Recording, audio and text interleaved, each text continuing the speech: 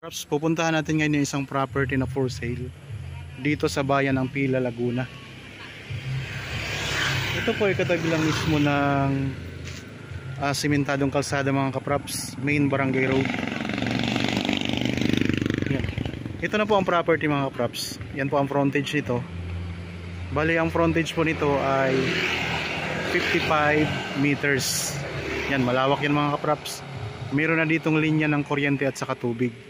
Ang direksyon na ito ay papunta po sa town proper ng Nagcarlan, papunta rin po sa Liliw, pwede pong dumaan pa Maayhay, pwede rin pong dumaan pa Santa Cruz, at papuntang Lukban, pwede rin po dyan mga kapraps, papuntang Quezon Province.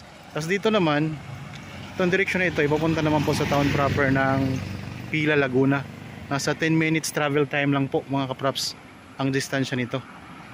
So actually may kasama kami ngayong buyer mga kapraps May nasasakyan nila oh.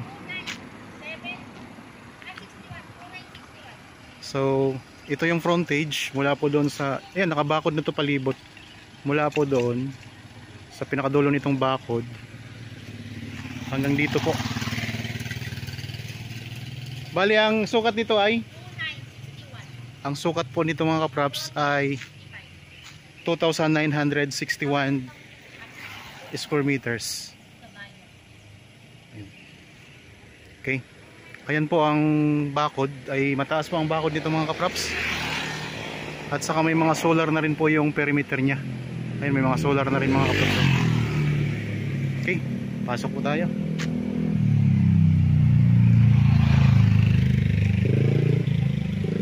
Yan, may gate po kayo na nasa 4 meters ang lapad.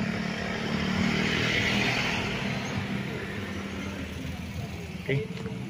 Ito na po ang loob ng property mga kapraps. Ganda. May mga tanim sa loob. Yan, may mga puno ng avocado, may puno ng mangga. Actually mga kapraps, may kasama kami ngayong buyer, sabi ko kanina.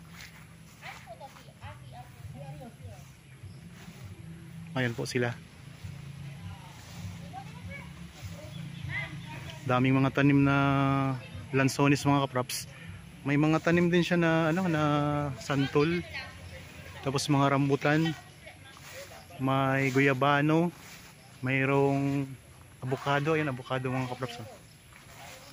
Patag na patag ang lupa at saka ang kagandahan nito ay palibot na po ng sementadong bakod at mataas po ang bakod dito mga kapraps. Ano? Tingnan nyo, ang taas ng bakod.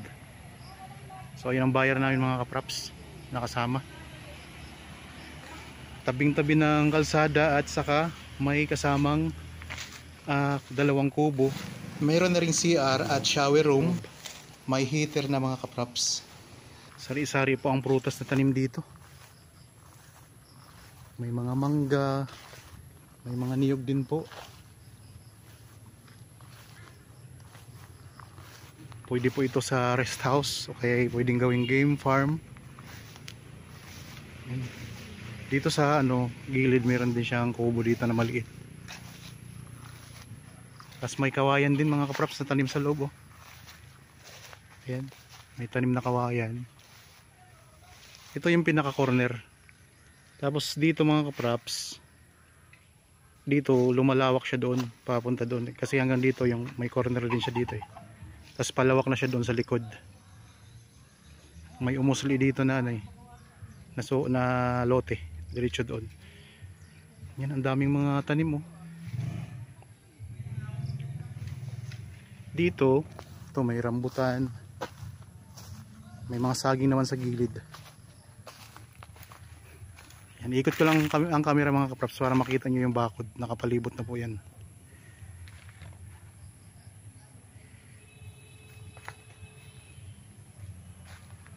Lapit lang dito sa town proper, nasa 10 minuto lang po. Nasa town proper ka na ng Pila, Laguna.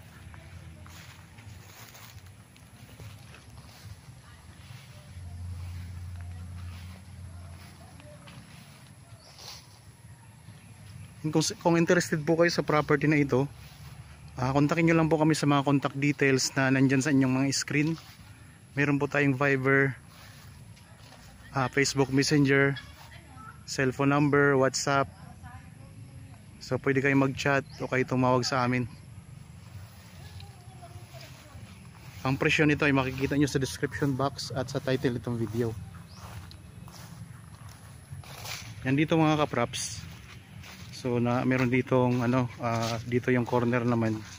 Tapos meron siyang malawak pa papunta doon sa dulo.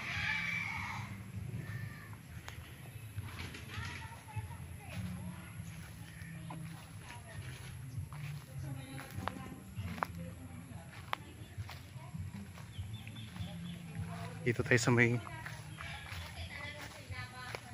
likod. Yan, nandito na tayo ngayon sa bandang likod ng property.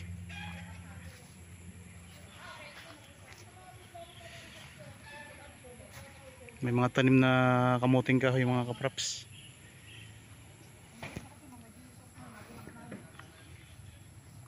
Ganda.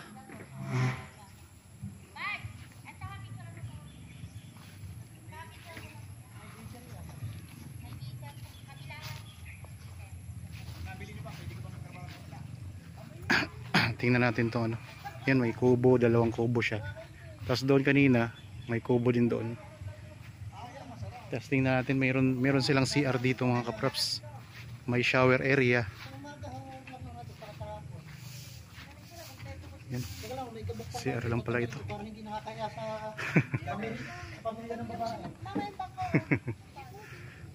Ikot ko lang ang camera mga kaprops. Nandito tayo ngayon sa loob, sa may bandang gitna.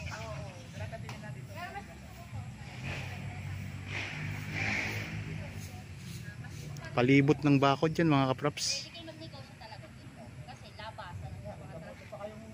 Tara, tingnan natin ang CR nila. 29 ano to sir? 2961 square meters. Yan, ito yung comfort room.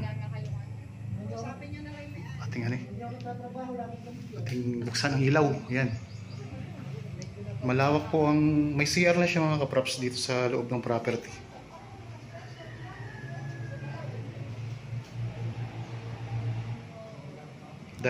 Dalawang CR dito. Inabot na ako na isang mundo yung bakit lang ito. Dito, ito yung CR na mayroong heater. Yung shower room. May shower room yung heater. May heater yung shower room nila.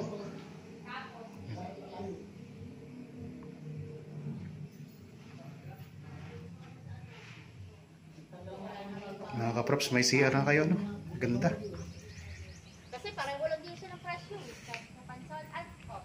Ito yung mga kubo na kasama. Oo. Yun, maliit lang. Contain sa bakulan.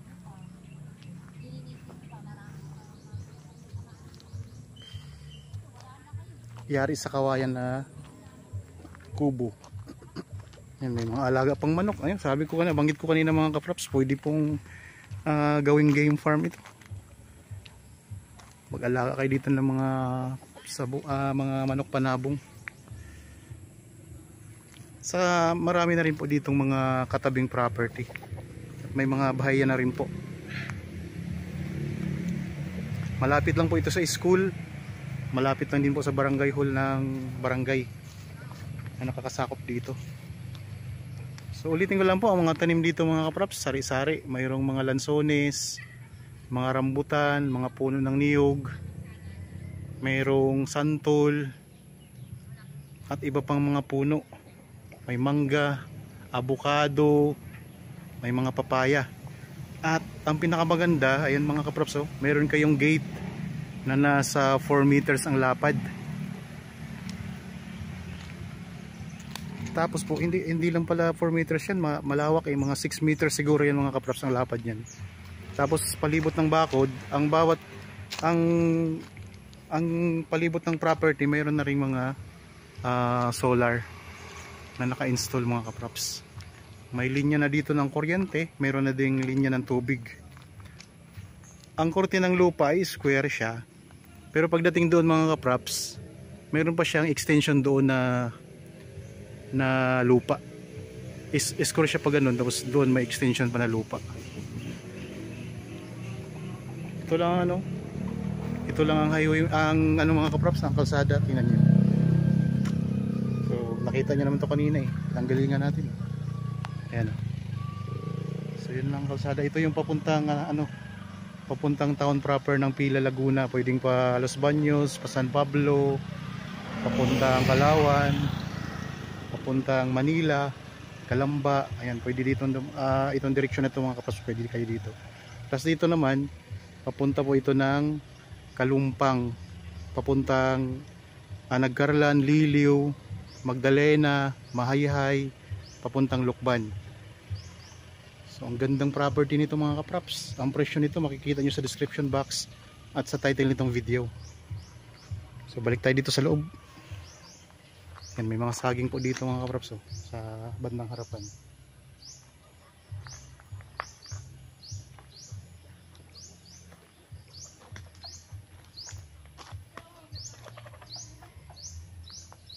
Yan, isang ikot pa tayo para makita nyo ang buong property.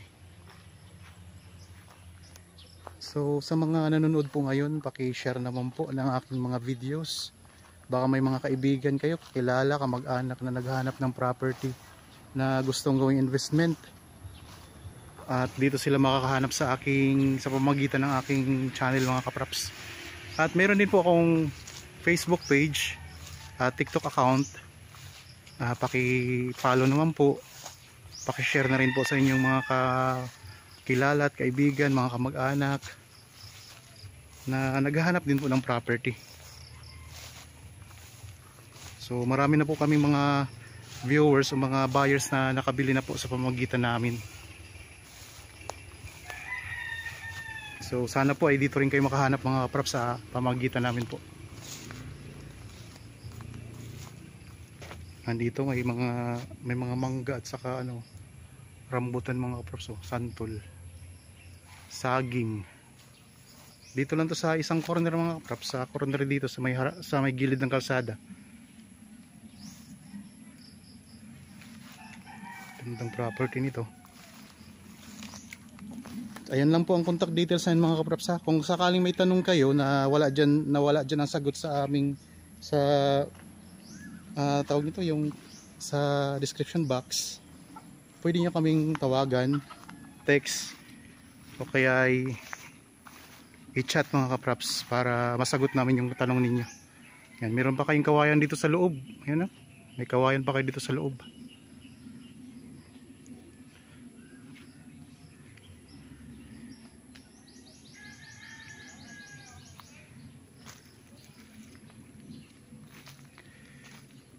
May kalamansi pa kayo dito.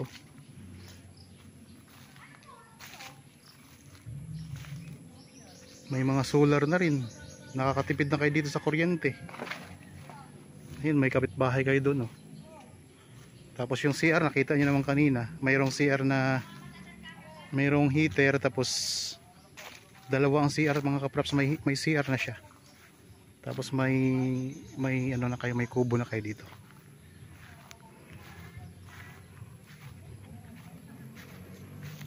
Dito may mga tanim kayo na mga kamuting kahoy Tapos mga saging doon sa dulo. Ito yung pinakalikurang bahagi ng property mga kaprops.